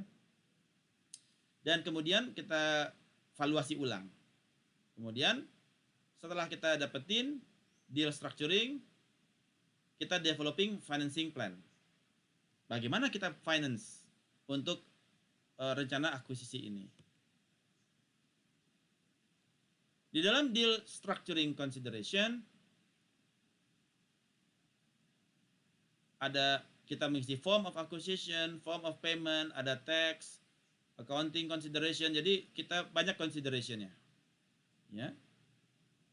Ada acquisition vehicle, tadi sudah saya sampaikan. Nah, selama due diligence, buyer cita-citanya adalah memvalidate preliminary valuation yang sebelumnya kita buat di acquisition plan. Kita mau validate. Objektifnya untuk memvalidate valuation kita. Ya. Identify sources atau destroyer of values. Jadi kayak tadi tanah yang di tepi pantai hilang gitu kan. Mana yang jadi destroyer of values. Activitiesnya gitu terkait kita membaca terhadap legal contracts. Apa saja di legal contracts-nya yang kita skip nih. Huruf-huruf yang kecil-kecil itu ada kewajibannya apa aja yang belum terrekord.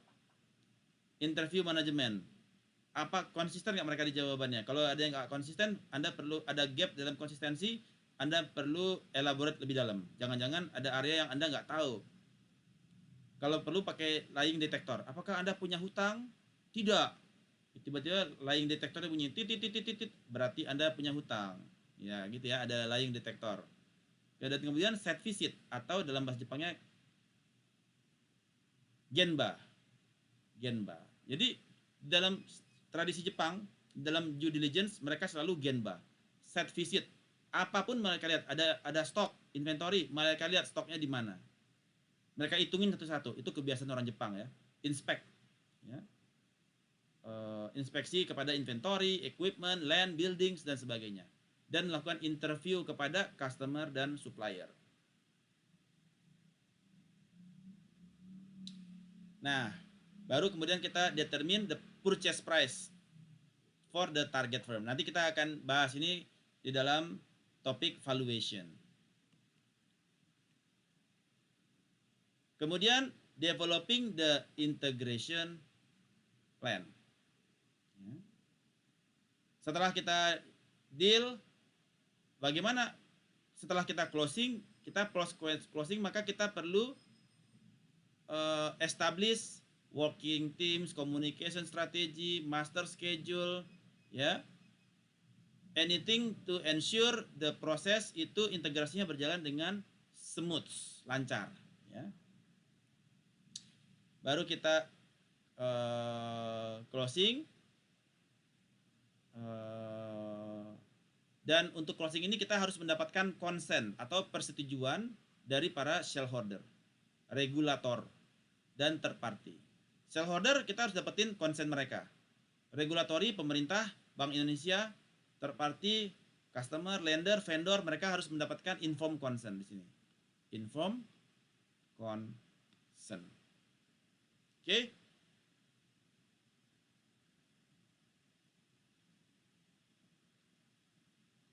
Kemudian kita implement post closing integration. Dari mulai communication plan-nya, employee retention-nya bagaimana, best practice-nya seperti apa yang menjadi issues di dalam integrasi ini.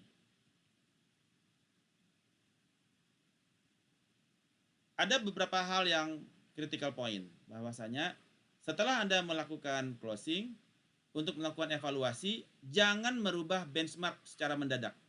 Karena Anda harus tahu peralihannya dia. Kalau misalkan benchmarknya adalah A, jangan dirubah jadi B, tetap A, supaya Anda bisa memahami kinerja after merger. Ya. Apa yang menjadi benchmark? Pencapaiannya berapa? Kalau yang sebelumnya pencapaiannya 80%, sekarang 95%, berarti ada peningkatan di dalam performance. Kalau dia ke B udah nggak apple to apple lagi, udah susah kita ngebandinginnya. Ask difficult question. Bagaimana kalau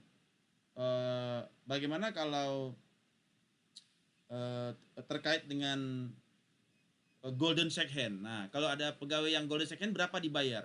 Ada difficult question harus Anda sampaikan. Ya. Sebagaimana ketika Anda ingin menikah, kan merger ini kayak menikah nih company-nya.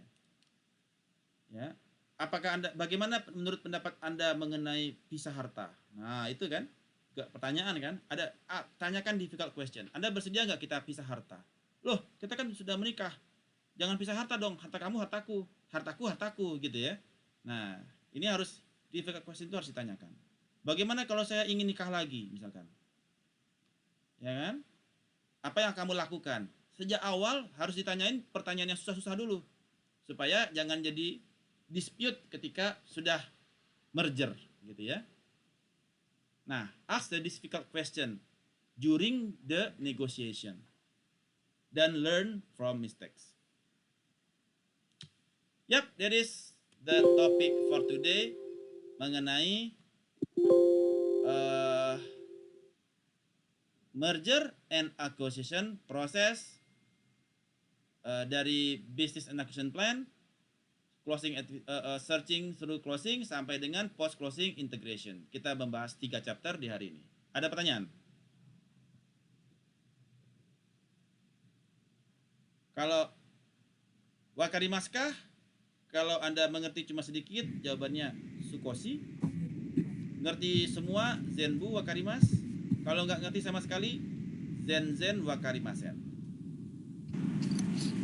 Pak Jerry izin Pak, kembali lagi Pak. Oh, Sebentar, Anda sukoshi, halo, zenbu Pak. apa zen? kalau untuk yang fase 10 sukoshi Pak, ada satu poin yang saya mau tanyakan. Sukoshi fase 10 ya? Iya. Fase 10. Silakan. Oke, Pak, apa poin penting kita harus mengajukan pertanyaan yang sulit dari sini Pak? Jadi, Apa fungsinya kira-kira? sebagai area of, jadi gini, ada wilayah-wilayah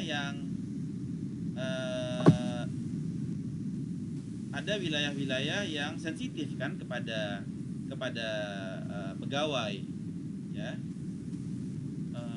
Kalau kita dari sisi acquiring company kan kita maunya ya udah acquire suka-suka gua gitu kan, nggak mau repot lagi gitu kan.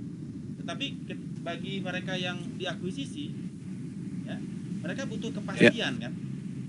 Kalau gua golden second, gua dapatnya berapa? Itu harus dipikirin. Iya, oke. Jadi Tadi maksud saya, ya. Jadi ada golden second, gua dapat berapa? Kemudian kalau perusahaan untuk apakah pegawai, bagaimana komposisi pegawai? Apakah high level manajemennya akan dipegang oleh Korea atau tetap orang lokal? Itu juga difficult question kan. Nah, itu harus menjadi harus terekspos supaya itu menjadi perhatian dari high level manajemen. Ini gimana nih supaya itu tidak terjadi kegamangan, merusak moral dari pegawai ya. Iya, terbayang. Tapi di sini saya berpikir bahwa pengajuan pertanyaan yang sulit ini diperuntukkan apabila mengakuisisi perusahaan yang berbeda bisnis, Pak. Gitu. Yang berbeda bisnis.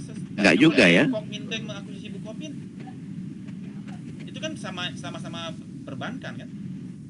Betul.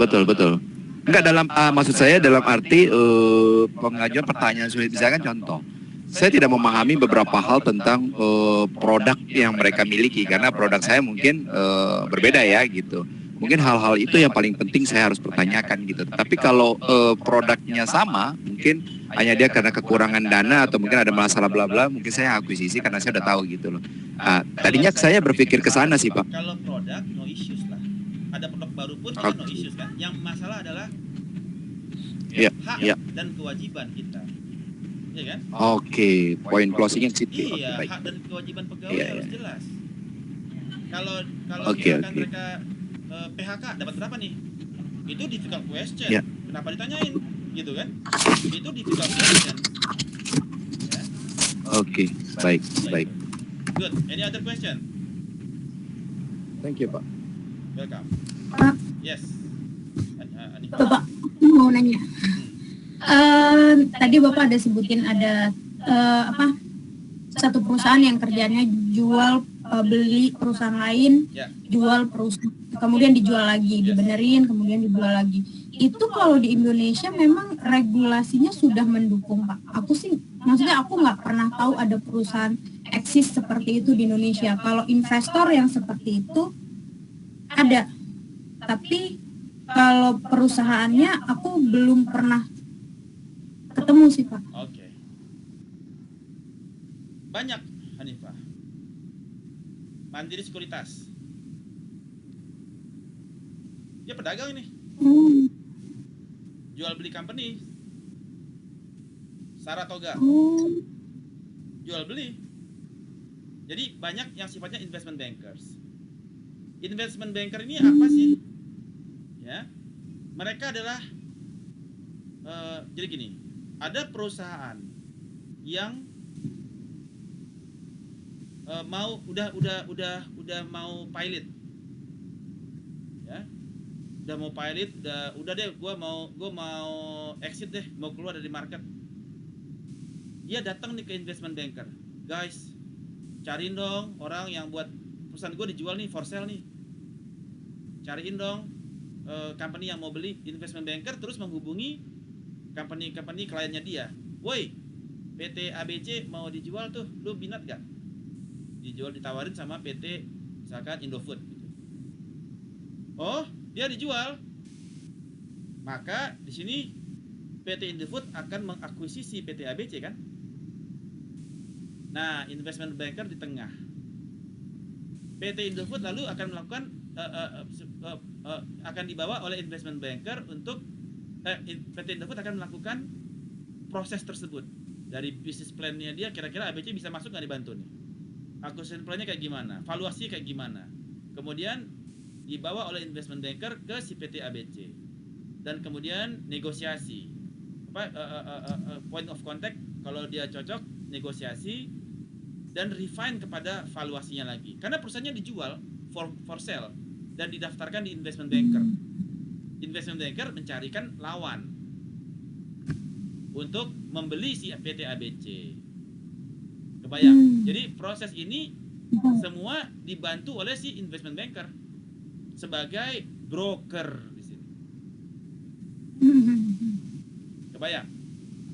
Dan investment banker ini bisa saja sebagai acquiring company. Nah, dia gak ada yang mau beli, ya udah gua aja deh yang beli. Investment banker juga bisa. Dia yang beli kemudian dia jual lagi. Jadi dia bisa berperan dua ya, Pak? Bisa berperan dua. Oke, Pak, yes. Saya masih ada ini sih, maksudnya ada yang ganjel gitu. Ada satu investor yang pernah memperkerjakan saya gitu. Dia tipe investor yang istilahnya dia tidak melalui proses itu gitu. Maksudnya, oke, saya butuh perusahaan ini, maka di sana kalau kita bikin perusahaan baru costnya berapa, kalau kita beli berapa gitu. Dia tipe yang kayak gitu. Mana yang low budget dia ambil, dia benerin, kemudian dia lepas, ini udah berjalan, pindah lagi ke perusahaan baru gitu. Oh, saya butuh di bidang ini gitu. Ya bikin lagi dengan pola yang sama, kemudian dilepas, pindah lagi. Nah, tipe yang seperti ini sebenarnya apa yang mereka cari, Pak? Karena kalau yang saya lihat ya, dari kacamata saya, dalam 10 tahun pertama, semua perusahaan yang dia bangun itu nggak menghasilkan profit gitu. Nggak ada pandangan profitnya, tapi dia tetap terus membangun gitu, Pak. Oke. Sama seperti, jadi dia lebih ke arah replacement cost. Ya. Bukan berdasarkan performa keuangan ya. Kalau tadi kan saya pakai performa keuangan tuh, bandingkan 2 tahun, ya A atau A enggak, atau B ke A enggak gitu ya. Jadi secara company dia financially sound gitu ya. Kalau yang Anda lihat itu lebih kepada replacement cost saja. Misalkan kalau gua investasi bikin pabrik biodegradable product butuh dana 10 juta US dollar.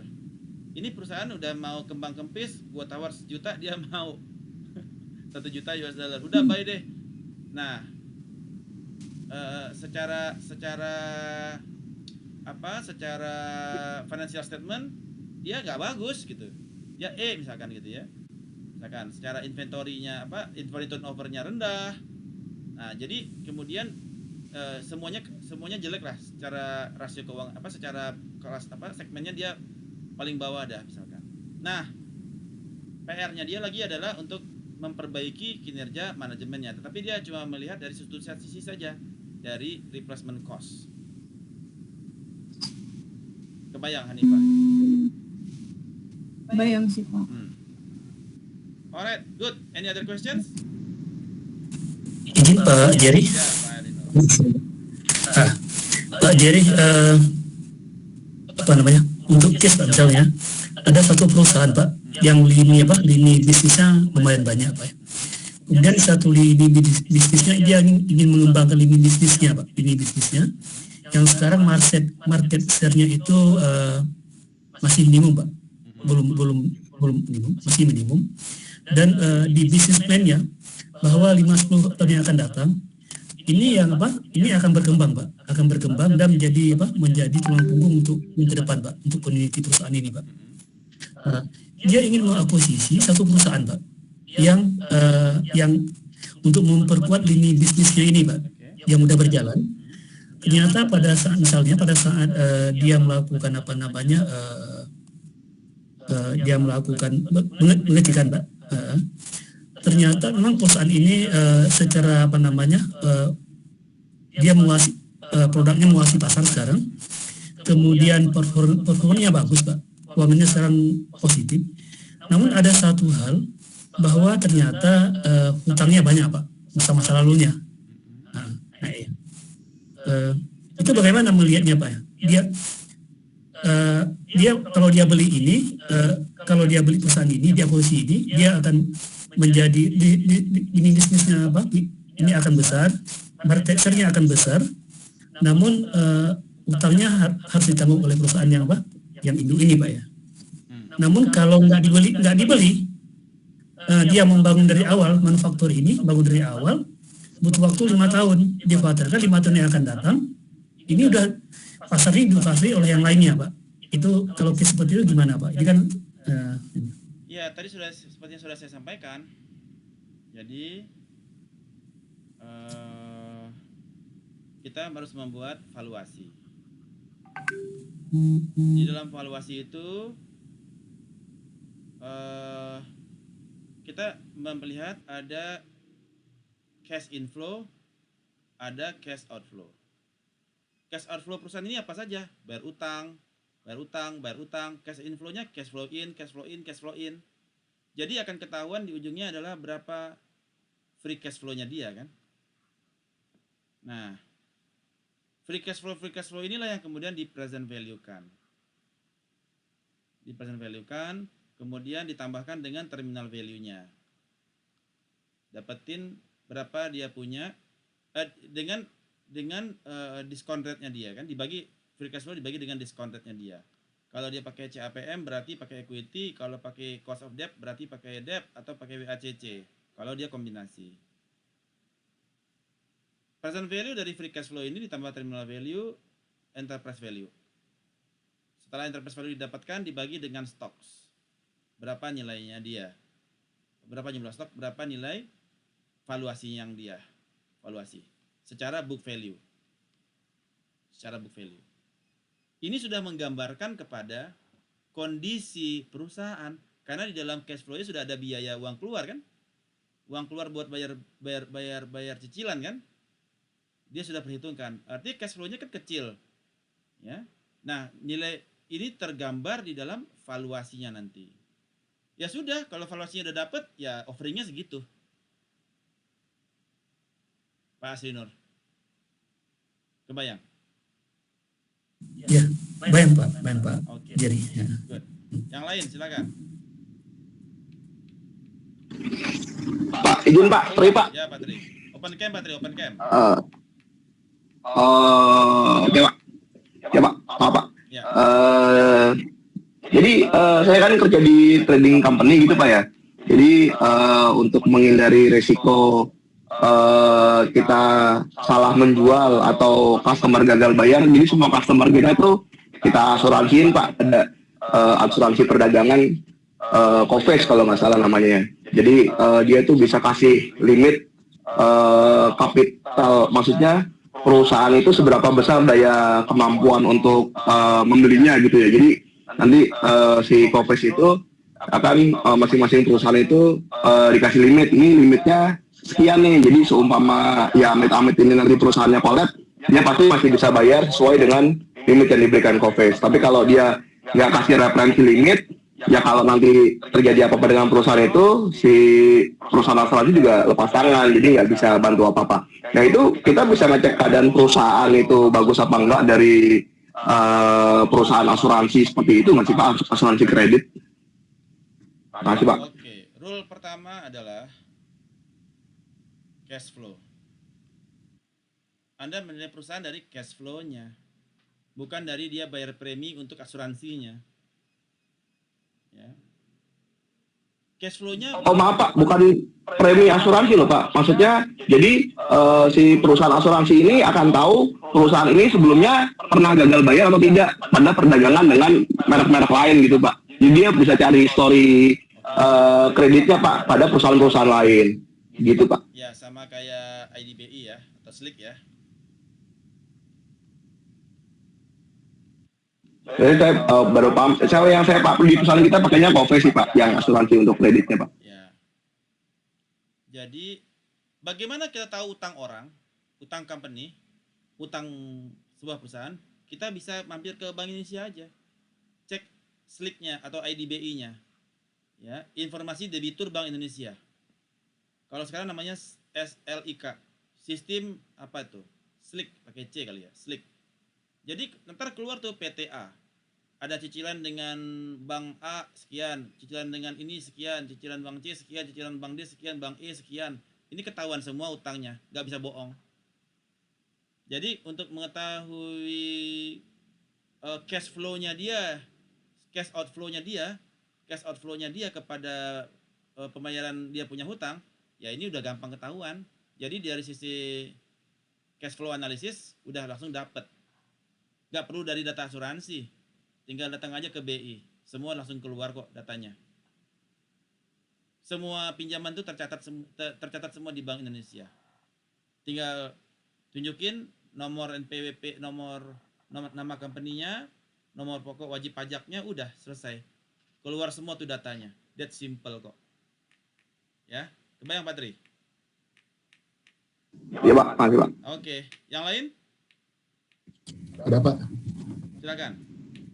Ya Pak, dengan izin Pak, saya mau tanya sedikit mengenai teknis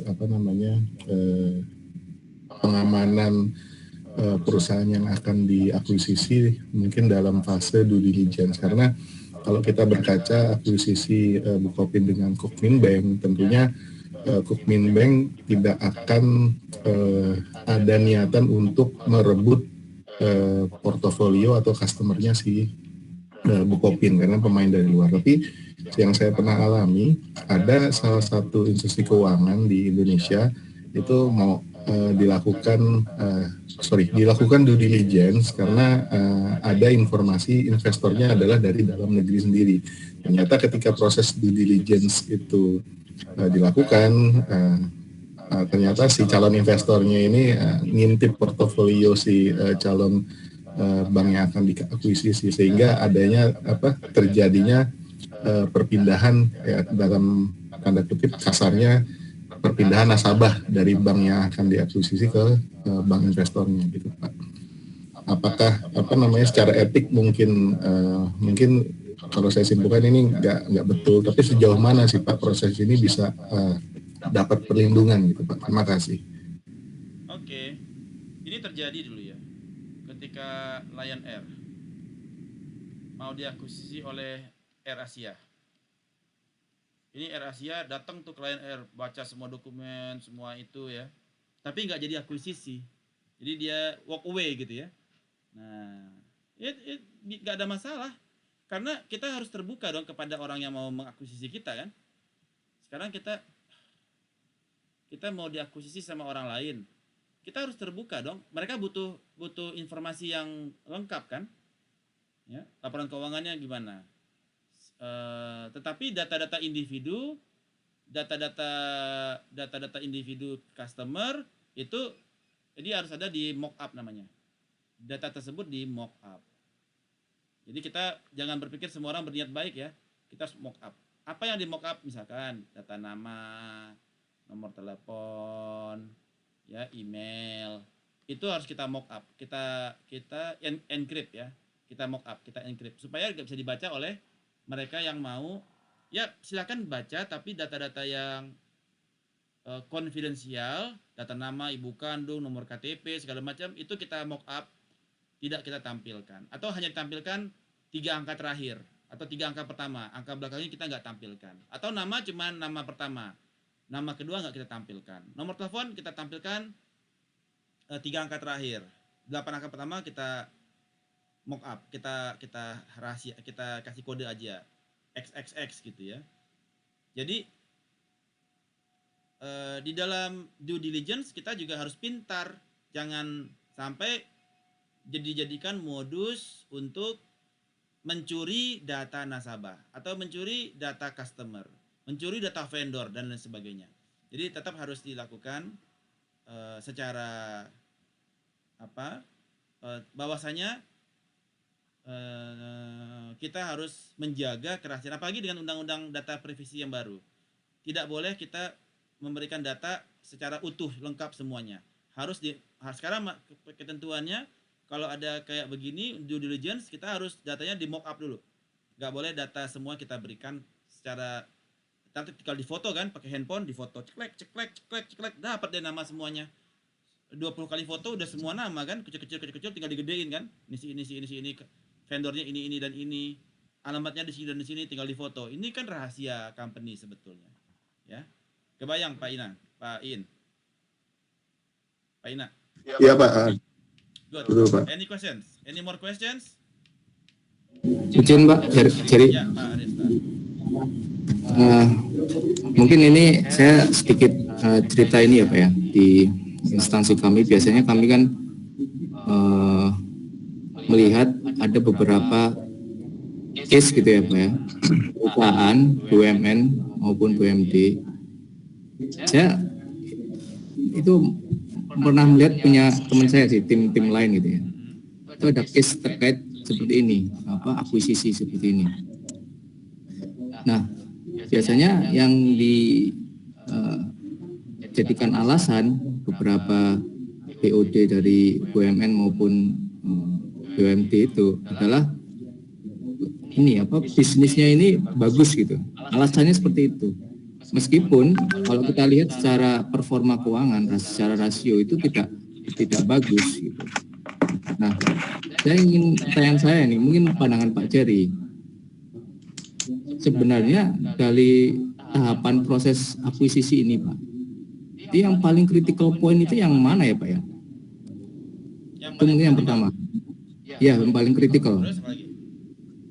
Kemudian bagaimana, yang kedua adalah bagaimana cara kita, dalam arti kata gini ya Pak ya, mematahkan ya, tanda kutip ya, alasan-alasan yang disampaikan oleh BOD. Sebenarnya ini BOD-nya kalau kami lihat ada sedikit fraud gitu ya, sedikit menyimpang. Tapi dia selalu memberikan alasan yang seperti seolah-olah itu bisnis gitu loh, bisnis judgment. Jadi dia bersembunyi di balik bisnis judgment-nya dia. Tapi kami pahami sebenarnya itu bukan seperti itu yang seharusnya. Nah, bagaimana Pak ini supaya mematahkan argumen mereka ini? Ini menurut pandangan Pak Jerry ya, sebagai mungkin ahli dalam bidang ini Pak. Silakan Pak. Oke.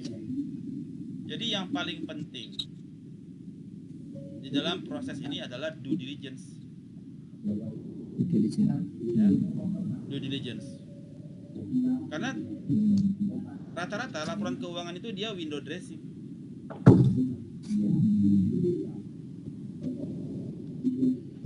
Window dressing. Jadi cita-cita kita adalah mendapatkan kita melakukan validasi kepada preliminary valuation yang sebelumnya. Misalkan kita asumsi sebelumnya adalah dia per stoknya dia per lembar itu adalah 3.500 rupiah misalkan. Market value-nya dia misalkan 5.000 misalkan. Ya 3.500. Nah, dengan melakukan due diligence bisa saja dia drop ke 2.500. Karena banyak data-data, misalkan akun receivable-nya dia salah catat, akun payable-nya kurang dimasukin, karena dia melakukan window dressing, sehingga kelihatan hutangnya kecil, padahal hutangnya banyak. Di laporan keuangan tidak dia tunjukkan. Kan orang biasa gitu, yang penting kan dapat dulu kan, bayar dulu kan, tiba-tiba masalah baru ntar sengketa kan. Yang penting kan dapat dulu, kayak MRT Jakarta Bandung tuh, yang penting dapat dulu. Ya, harganya murah kan, tapi tengah jalan nanti berubah, ternyata biayanya melonjak 2 kali lipat. Nah itu Sementara dana sudah cair, kalau enggak mangkrak, nah tambah repot lagi kan, sehingga dana APBN turun kan. Nah, perlu dilakukan due diligence yang benar untuk menilai valuasinya dia. Account receivable-nya cek. Kalau di orang Jepang namanya genba, cek semuanya. Ya, cek secara random. Kalau randomnya udah benar, artinya udah benar. Ya, ketahuan ada yang salah aja, kejar. Ya udah, walk away kayak gitu. Tapi kalau datanya benar, valuasinya benar, paling tidak kita sudah angka kita jive dapat dijadikan acuan. Jadi kita tidak overpayment, Pak. Nah, ini yang masalah nih. Yang kenapa merger acquisition itu fail? Salah satunya karena overpayment. Anda terlalu yakin bahwasanya angka Anda itu udah benar, padahal Anda itu overpayment. Harusnya 2.500, Anda bayar 3.500. Kebayang, Pak Arista? Ya, kebayang Pak. Izin Pak, kalau due diligence ini biasanya yang kami sering lihat itu hanya masalah ini Pak, kesesuaian dengan aturan gitu. Saya baru tahu ini dari Pak Jerry bahwa due diligence yang sebenarnya itu kan semacam melakukan audit gitu ya Pak ya? Iya, secara legal melakukan audit kan? Ya, site visit semuanya dilihat, Ya, sampai cek fisik segala ya? Iya, site visit Pak, sama inventory check up. Artinya tidak ini kadang beberapa BUMN atau BUMD itu pemerintah itu due diligence itu dalam aspek ketentuan dengan peraturan aja. Nah untuk aspek yang ininya Pak, keuangannya itu dia legal itu ya. Legalnya saja. Masalah legalnya aja. Iya, dia cuma Dan legal, untuk yang lain nggak dilakukan. Dan kadang dilakukan tapi nggak sedetail ini gitu loh. Jadi hanya rasio-rasio keuangannya yang kemungkinan betul tadi yang Bapak sampaikan window dressing tadi. Jadi dia tidak dilakukan cek fisik atau apa ya istilahnya betul-betul due diligence yang sebenarnya gitu loh. Itulah kenapa banyak kegiatan merger kita yang fail Pak, karena overpayment. Hampir 80% merger dan acquisition itu fail. Kenapa? Due diligence-nya Pak nggak jalan. Kayak Bapak bilang tadi, ya, take it for granted dari laporan keuangan, udah terima aja. Padahal tidak belajar dari kasus Enron, bahwasanya laporan Arthur Andersen terhadap Enron ternyata kacau balau, tergantung pesan sponsor. Kebayang Pak Arista? Bayang Pak, bayang. Jadi bisa ya Pak ya, kita ini ya Pak ya, kita patahkan ya Pak ya argumennya ya kalau Ya, di bagian ini ya. betul, di due diligence. Jadi kalau udah di due diligence terbukti kan nggak sesuai nih, wah udah kan. Baik, kalau tidak ada pertanyaan lagi, Oke Pak. ya masih ada pertanyaan? Oke, kalau tidak ada pertanyaan lagi kita lanjutkan kepada post test sebentar.